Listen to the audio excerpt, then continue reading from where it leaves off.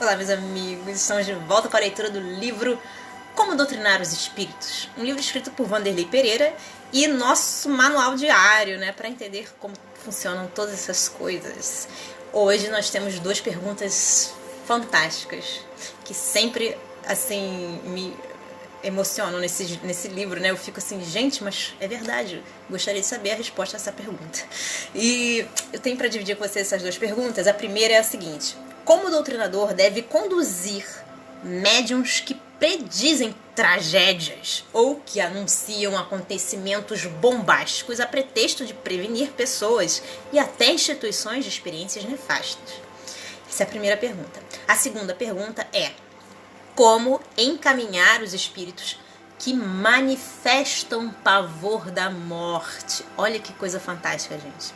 Quer dizer que existem espíritos que têm pavor da morte também, além dos vivos, né, dos encarnados, os desencarnados também têm medo. Então vamos lá ver qual é a resposta para essas duas perguntas. E recapitulando, a primeira é a seguinte: como o doutrinador deve conduzir médiuns que predizem tragédias ou que anunciam acontecimentos bombásticos a pretexto de prevenir pessoas e até instituições de experiências nefastas? E para a resposta nós temos a seguinte: deve evitar que as reuniões tomem esse rumo espetaculoso, geralmente impróprios para médiuns e instituições espíritas sérias. Qualquer mensagem de teor profético, seja ditada pelo espírito que for, e vem através do médium de maior respeitabilidade possível, deve ser analisada criteriosamente, mesmo porque as profecias, como podemos constatar no livro de Jonas, não são infalíveis. É preciso, portanto, muita cautela, submeter qualquer manifestação nesse campo da profecia, né, ao crivo da lógica e da razão, para não cair na malha dos charlatães que estão a todo instante a anunciar desastres e tragédias que só servem para desacreditar as coisas sérias, suscitando pânico e propagando a mentira. Por isso é que o livro dos médiuns, na questão 190, no capítulo 16, na segunda parte, diz a propósito dos chamados médiuns profetas, abrindo aspas: se há verdadeiros profetas, mais ainda os falsos, que tomam os sonhos de sua imaginação por revelações, quando não são velhacos que, por ambição, se fazem passar como tais. Fecha aspas. E vejamos ainda o que diz o Livro dos Espíritos no livro 3, capítulo 1, questão 624. Abrindo aspas: o verdadeiro profeta é um homem de bem inspirado por Deus. Pode-se reconhecê-los por suas palavras e por suas ações. Deus não pode se servir da boca do mentiroso para ensinar a verdade. Fecha aspas.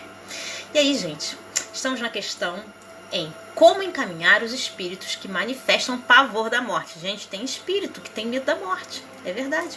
Então a resposta é a seguinte: no capítulo 48 do livro dos Mensageiros, Os Mensageiros, sob o título Pavor da Morte, André Luiz narra uma cena que presenciou no interior de um necrotério, entre aspas, abrindo as aspas, né?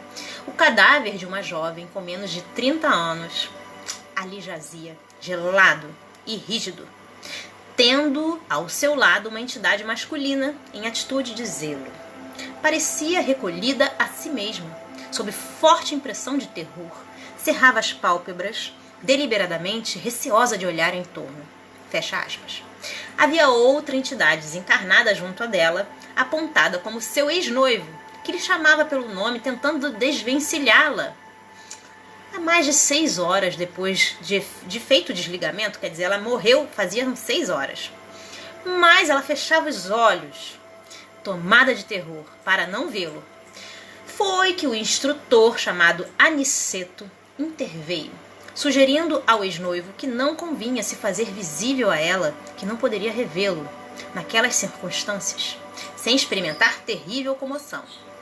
Em seguida, aproxima-se dela, esse Aniceto, né, e lhe fala exatamente como um doutrinador deve abordar qualquer espírito que se manifeste em idêntica situação de pavor. Vamos, Cremilda, que era o nome da menina.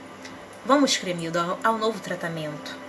Ouvindo-a, a moça abriu os olhos espantadiços, exclamou: ah, doutor, Graças a Deus, que pesadelo horrível. Sentia-me no reino dos mortos, ouvindo meu noivo falecido há anos chamar-me para a eternidade. Não há morte, minha filha, objetou Aniceto, afetuoso. Creia na vida eterna, profunda, vitoriosa. É o senhor o novo médico? Perguntou, confortada. Sim, fui chamado para aplicar-lhe alguns recursos em base magnética. Torna-se indispensável que durma e descanse. A jovem dormiu quase imediatamente. Aniceto, bondoso, afastou-a dos despojos e a entregou ao ex-noivo para encaminhá-la convenientemente. E depois comentou: como vem, a ideia da morte não serve para aliviar, curar ou edificar verdadeiramente. É necessário difundir a ideia da vida vitoriosa. E aí, gente, ficamos por aqui com a nossa leitura de hoje. Espero que vocês tenham gostado, tanto quanto eu. Um beijo grande a todos. Deus abençoe. Tchau, tchau.